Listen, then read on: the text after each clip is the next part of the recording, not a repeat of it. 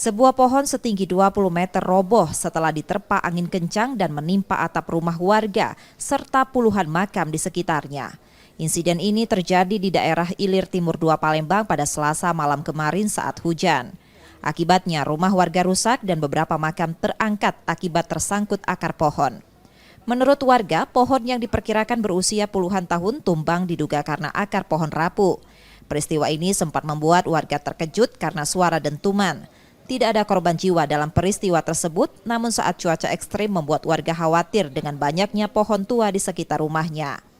Karena memang hujan, hujan kan ada sampai jam tidak ada deres. Mungkin karena akarnya sudah banyak dipotong, jadi kan untuk ketahanan daripada pohon itu kurang. Jadi miring dia. Pohon apa ini, Pak? Tua memang. Pohon apa? Pohon apa tadi pohon?